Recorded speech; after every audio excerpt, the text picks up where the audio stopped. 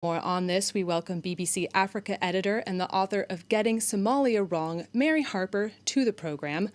Now, Mary, to be clear, Al-Shabaab has not claimed responsibility for this attack, but they have carried out similar attacks in the past on Somali soil.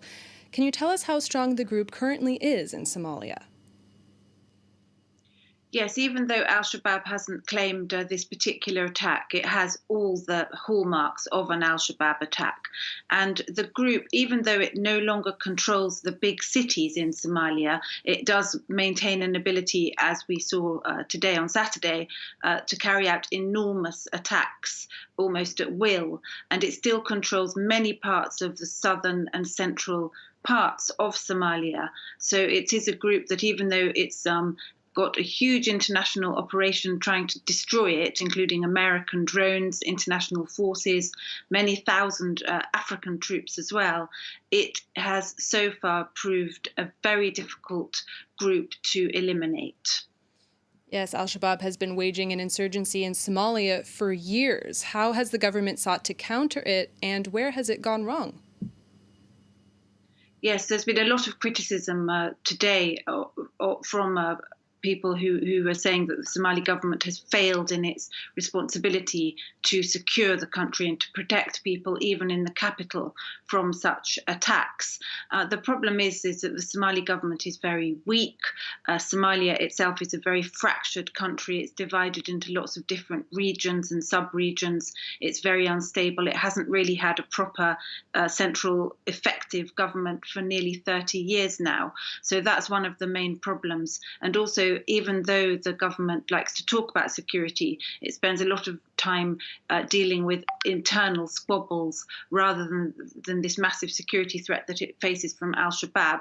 And then also, even though there are these international forces that are trying to help the government, they themselves are quite divided amongst themselves. So there's no common unified strategy on how to deal with this problem of this militant group that's been in existence now for 13 years. It's one of the oldest militant groups on the continent, and in some ways you could say one of the most successful because it controls so much territory. Now, Somalia will hold key elections in the year ahead. These kind of attacks could prove detrimental to the electoral process, couldn't they?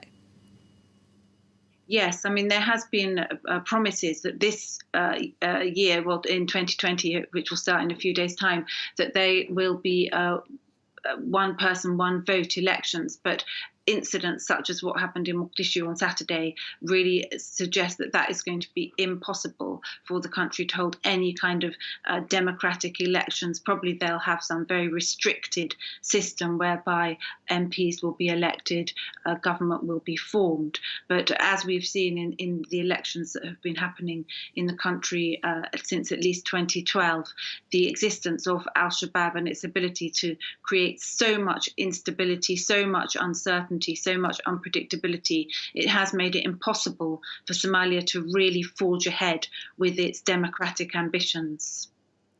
All right. Well, thank you for that analysis and for joining us on the program. Mary Harper, BBC Africa editor and author of Getting Somalia Wrong, on the line from London.